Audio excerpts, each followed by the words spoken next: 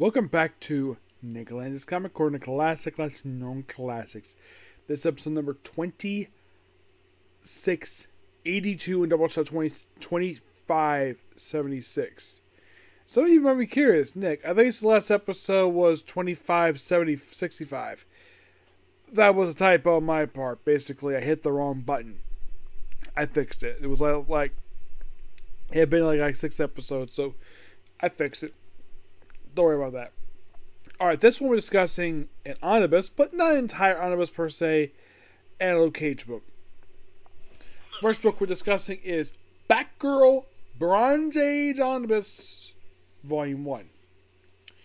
This book had collected issues from Hit the Comics 359, 363, 369, 371, 384, 385, 3D, 389, 392, 393, 396, 397, 400, 401, 404, the 424, and Batman 197. Let me check this to be sure about that. Yeah. Now here's the thing about these issues. Now it's also collect Batman Family 1 through 7, 9 through 11. Most of this book I read already, thanks to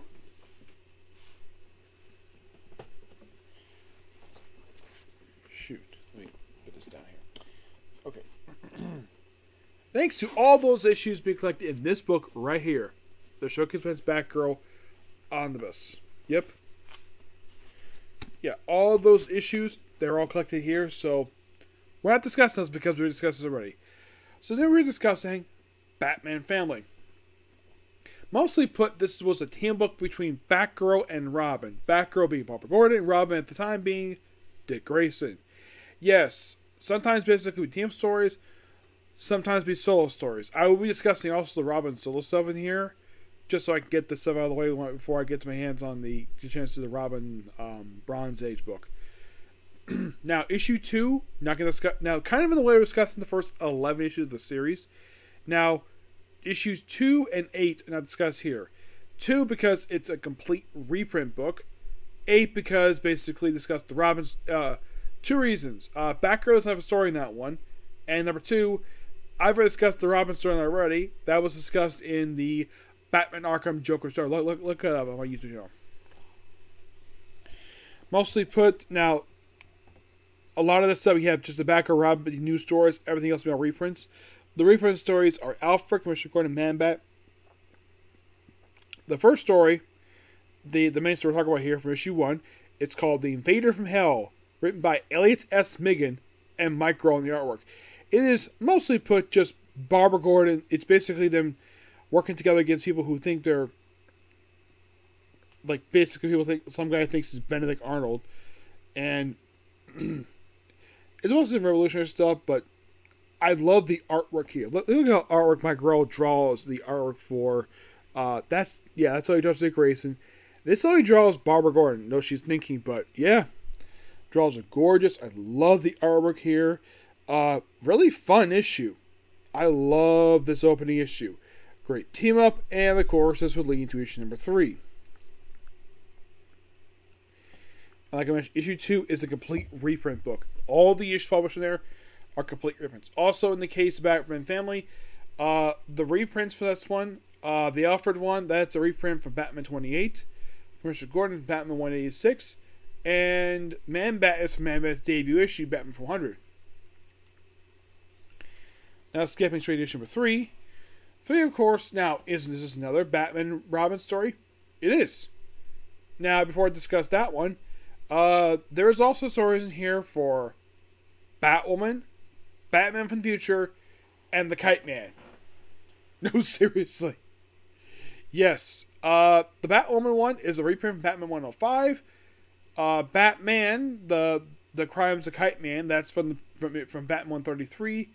And Batman the Year 3000 from Batman 126.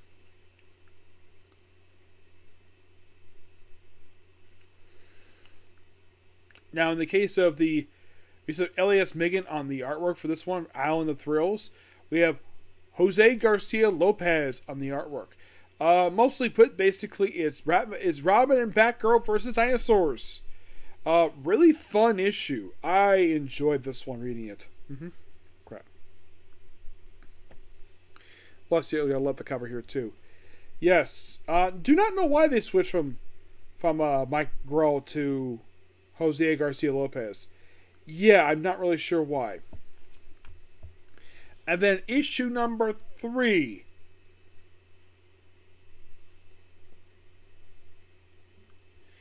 Yeah.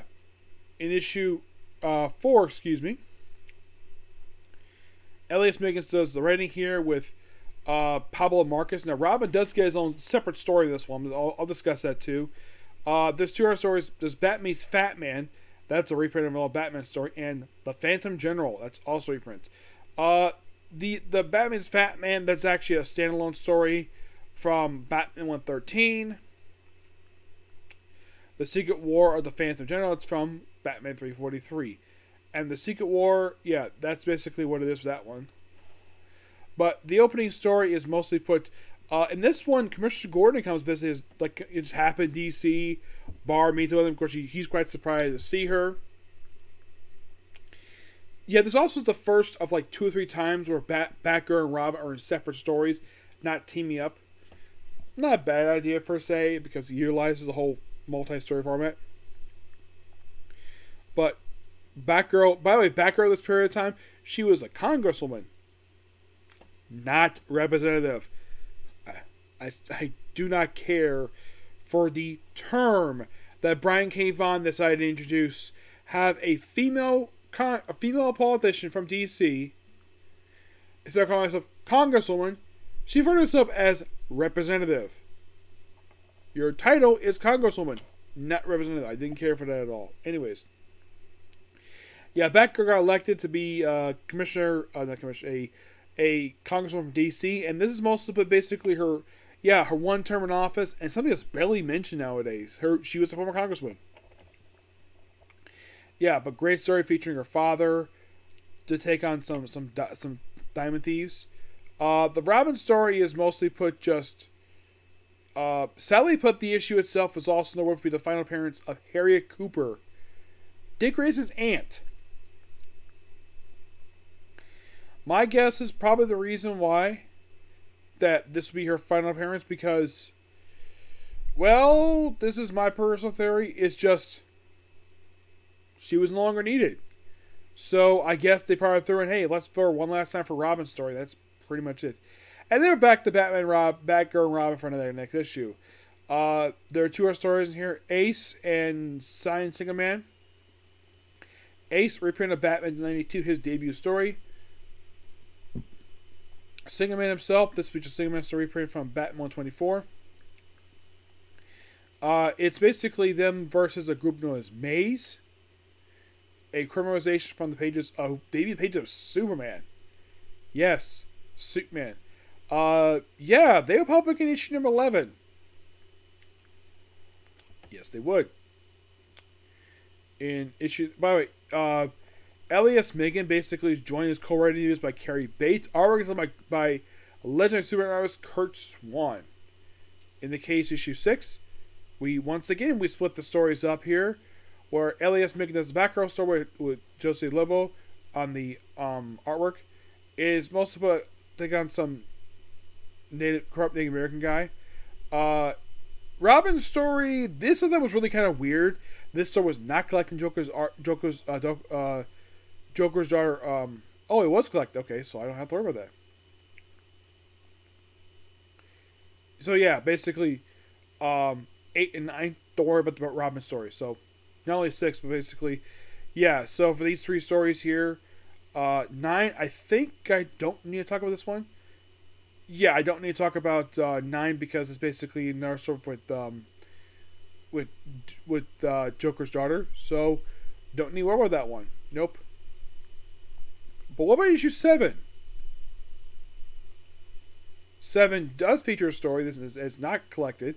7 is mostly put just a story called 13 Points at End by Elias Megan Kurt Swan. It is mostly put just, well, this book is kind of weird. It's the first appearance of the Huntress and the Sportsmaster of Earth 1. Yep.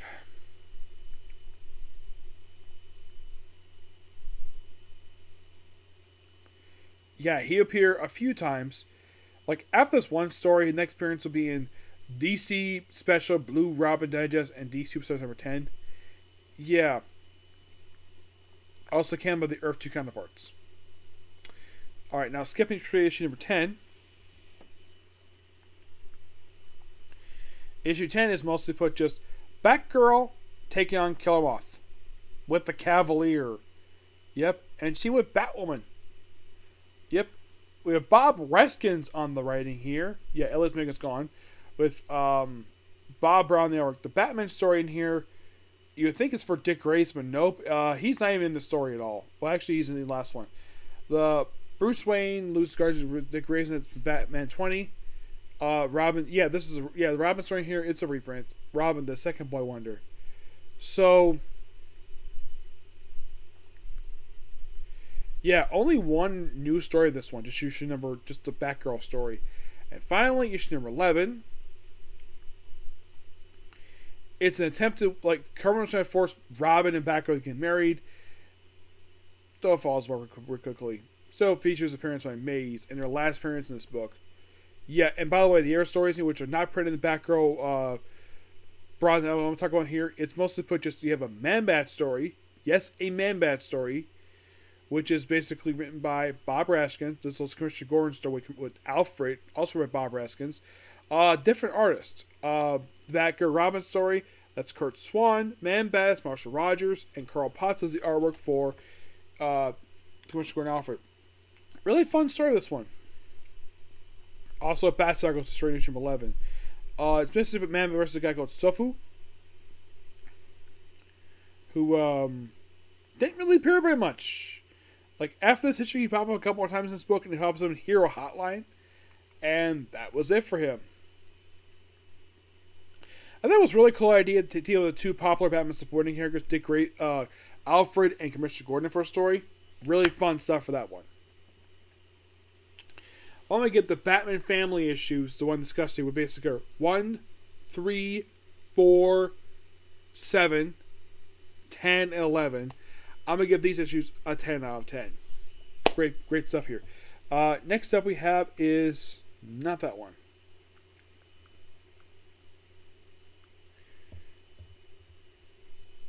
Next up we have is New Avengers, Luke Cage, Town Without Pity. Yeah, this collects the New Avengers Luke Cage miniseries by John Aracci, which was 3 issues, by the way. Yes, 3 issues. It also collects the Daredevil Cage match issue. Yes, it's a one-shot that leads into Shadowland. Mostly put, it's Luke Cage. Now, I do like the writing here for these issues. I love the cover. Not a fan of the interior very much. Spider-Man's drawn fine. But this is how they draw Hawkeye. Like, the way they draw him here, like, you're like, wait, is that Iron Fist? Nope, that's Hawkeye. That's Clint Barton. And also, for some reason, this is kind of weird. Danielle, Luke Cage's daughter, Luke Cage and Jessica Jones' daughter, they give her the wrong hair color. Because her hair is black. Here it's blonde. And why the heck does she have a huge crib? No idea why. This was a flashback when Luke Cage was here for hire. Oh, by the way, the book also collects Luke Cage's debut appearance from Here for Hire #1. Like, here's a proper look at Danielle Cage. And you're like, that's Danielle Cage? Like, yeah, other books basically had her basically colored appropriately. And my gosh, the whole thing with Jessica Jones, like the way her face is, it's very inconsistently drawn.